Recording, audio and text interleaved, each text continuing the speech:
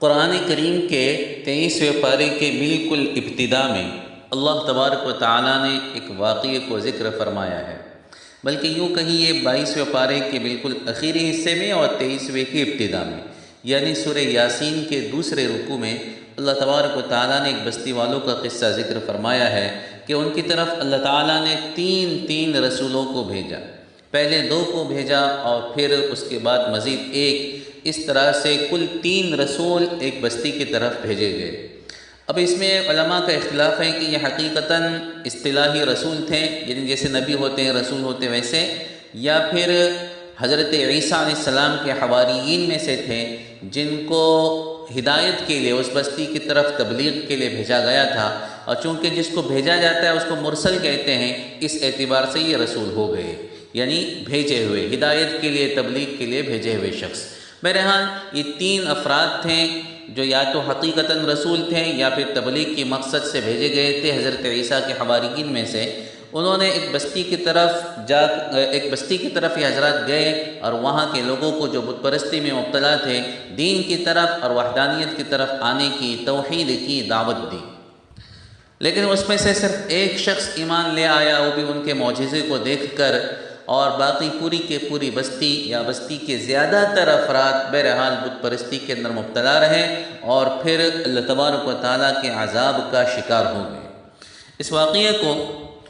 بعض مفسرین نے اس طرح سے نقل کیا ہے کہ یہ شخص جو رسولوں پر ایمان لے آئے تھے ان کا نام تھا حبیب ابن اسماعیل نجار، حبیب نجار کے نام سے مشہور ہیں، اور یہ ان لوگوں میں سے ہیں جو ہمارے نبی حضرت محمد مصطفیٰ صلی اللہ علیہ وسلم پر آپ کی بعثت سے اور آپ کی ولادت سے پہلے ہی ایمان لے آئے۔ 3 لوگ ایسے ہیں جنہوں نے حضور کی آمد سے پہلے، حضور کی ولادت سے پہلے آپ پر ایمان لایا ہے۔ ایک تو یہ حبیب نجار، دوسرے تبع اکبر جس کے تعلق سے رسول پاک صلی اللہ تعالی علیہ وسلم، جس نے رسول اللہ صلی اللہ تعالی علیہ وسلم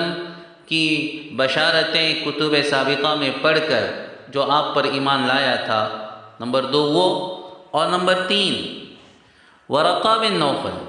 جن کا تذکرہ بخاری شریف کی روایت میں ہے اور جو حضور پاک صلی اللہ علیہ وسلم کی زوجہ محترمہ حضرت خدیجہ کے چچا زاد بھائی تھی۔ یہ 3 افراد ایسے ہیں جو آپ کی ولادت سے پہلے، آپ کی نبوت سے پہلے آپ پر ایمان لے آئے۔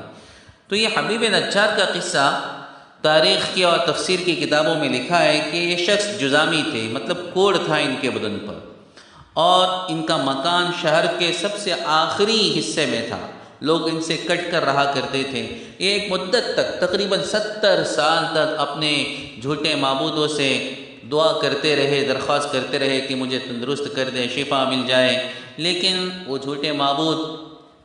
وہ پتھر کے بت جو اپنے نفع و نقصان کے مالک نہیں، وہ ان سے بیماری کو کیسے دور کر سکتے تھے؟ اتفاقاً یہ جو رسول بھیجے گئے تھے ان میں سے ایک اسی کے گھر کی طرف کے علاقے سے گزر رہے تھے، شہر میں وہیں سے داخل ہوئے تو ان سے ملاقات ہوئی۔ انہوں نے دعوت دی حبیب نجار کو اسلام کی طرف آنے کی، دین کی طرف آنے کی، وحدانیت کی طرف آنے کی، ایک اللہ کو ماننے کی اور بت پرستی کو چھوڑنے کی۔ انہوں نے پوچھا کیا تمہارے پاس کوئی معجزہ ہے کہ اس بات کی کیا علامت ہے کہ تم سچے ہو؟ فرمایا کہ یہ تمہارے بدن پر جو بیماری ہے یہ اللہ کے حکم سے، ہم اللہ سے دعا کریں گے اللہ آپ کو اس سے شفا دے دے گا۔ بولے میں 70 سال سے اپنے معبودوں سے کہہ رہا ہوں لیکن مجھے شفا نہیں ملی، اور تمہارا معبود اور تمہارا جس کو تم اللہ کہتے ہو ایک جھٹکے میں اور ایک دن میں مجھ کو اچھا کر دے گا؟ بولے ہاں اللہ ایسا ہی ہے، ایسی طاقت اور قوت اور قدرت والا ہے، وہ چاہے تو منٹوں کے اندر تمہیں شفا ہو سکتی ہے۔ یہ سن کر حبیب نجار ایمان لے آئے اور ان رسولوں نے اللہ سے دعا کی، اور اللہ کا کرنا کہ اللہ نے ان کو اس طرح سے تندرست کر دیا کہ بیماری کا کوئی اثر باقی نہیں رہا، ان کے ایمان میں مزید پختگی آ گئی۔ بعد میں جب قوم کے لوگوں نے اور شہر کے لوگوں نے ان رسولوں کو ستانا شروع کیا اور پریشان کرنا شروع کیا اور ان کو شہید کرنا چاہا، تو یہ شخص دوڑتا ہوا آیا، اپنی قوم کو سمجھایا کہ تم کیا کر رہے ہو، بہت غلط کام کر رہے ہو، بت پرستی کوئی اچھی چیز نہیں ہے، لیکن بجائے اس کے کہ قوم اس کی بات مانتی، خود اسی پر ٹوٹ پڑی، یہاں تک کہ مار مار کر ان کو شہید کر دیا۔ اور وہ اس حال میں بھی دعا کر رہے تھے، اے میرے رب میری قوم کو ہدایت دے، اے میرے پروردگار میری قوم کو ہدایت دے دے۔